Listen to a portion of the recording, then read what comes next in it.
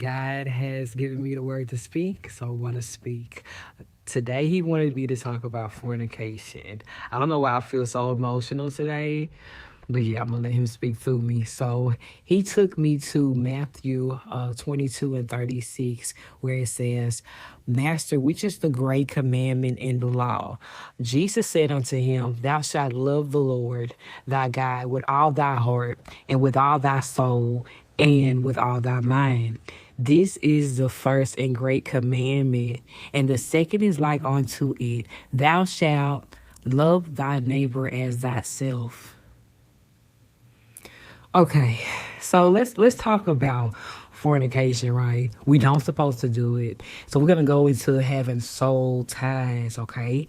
It's really deep. Whatever demons and oppression that a person is going through, when you intertwine and become into covenant with that person, you're also coming into covenant with those demons. So if they're suffering from anxiety, depression, suicidal thoughts, guess what? It's going to intertwine with your spirit, and whatever you may be dealing with is going to intertwine with theirs. So having sex with someone is far more deeper just than a couple of moments or minutes of pleasure. It goes deep. I remember even doing things that I know I had no business doing with sleeping with people, right? And I remember one particular person that I slept with. I actually had a dream that I was having sex with that person, but it was not them. They had a whole lot of tattoos, and I could just tell it was them, but it wasn't. So you already know there are spirits called incubus and succubus spirits, right?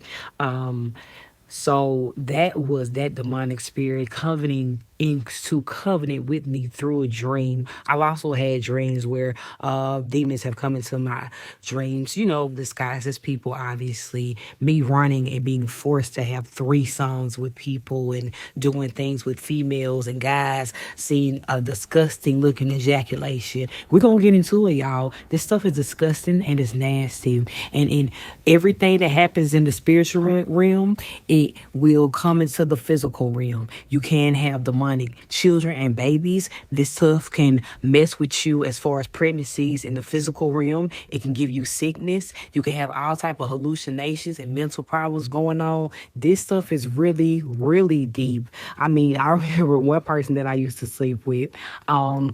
Every time that I would have sex with this person after God had revealed to me a lot of certain things, every time I would sleep with this person, I would get SA in my dreams. Every time. Really sad. So I was under demonic harassment at this point, and it was multiple dreams.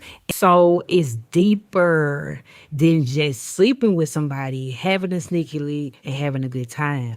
Now, I can speak on this because obviously, for 4 months, well, a lot of people don't know, so it's not obviously, but for me, obviously, for 4 months, I haven't had, well, it'll be make 4 months on the 24th of this month. I haven't had sexual intercourse with anybody, and I'm planning on waiting until marriage. So I know that the person that comes in, if they really love me and have the love of God within them and want to love me as a wife, then they will wait. Because not only when you sleep with somebody, you're disrespecting God, his commandments, and yourself, you are disrespecting that person, especially if you know better and you're willingly still doing it. Now, this thing is hard. It's a hard walk. Because when we wake up, our spirit and our flesh are constantly fighting. This is hard. This is not easy, but we can overcome it. And also avoiding situations and things that we know will help us to fall into that sin. Also talks about how drunks and fornicators and different things like that will not enter into the kingdom of heaven, y'all. This is real. It's a lot of people that's married right now still out here fornicating with other people outside of their marriage. It goes deep. So it's just steady having to ask God for strength in those weak moments, asking God to help us to hate sin and love what he loves and help us to hate what he hates. Asking God to help us carry this cross, asking God to help us endure, get nailed to the cross. We will go through long suffering long as we're here on earth. But is it worth it going to hell for a little amount of pleasure? Is that person worth going to hell over? Is that little satisfaction worth going to hell over? God said he'd rather us get married than to burn with fire. So I just wanted to talk to y'all about that because God had put that on my heart to talk about. And I just pray that y'all just ask God for strength to get through it. I'm still asking God for strength to get through it, but it's helping me because I'm not putting myself in situations to fall short. And if God has convicted you and you are already in a relationship with somebody and y'all have already did those things, talk to that person about it. And if they agree with it, then fine. But if they don't want to agree and respect your boundaries and what God has said you're supposed to do, then leave. And I know it's easier said than done. But any man that wants you and has the love of God in them for you, they will respect you in their body and they will respect themselves. See, it's a lack of self-respect when it comes to our temples in this day and age. It's a lack. And I fell into it. And I'm glad God picked me up and took me right on back up out of it. It's a void that needs to be filled. It's really, really deep.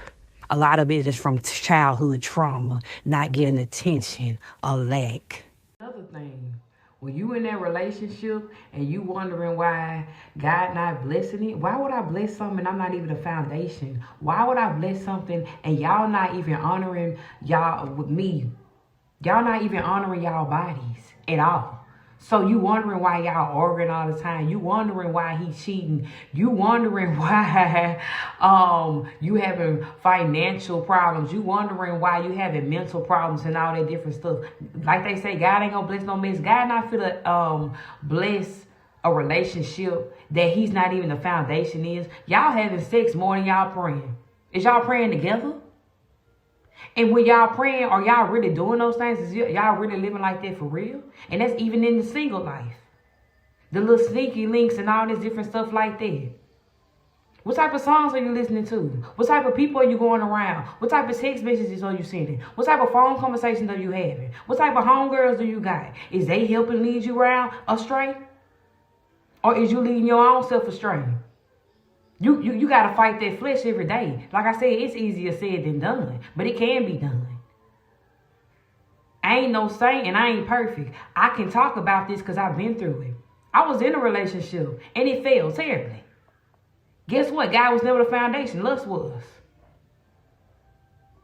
We got to get it together. Let's be real with ourselves so we can get delivered. Did I even tell you?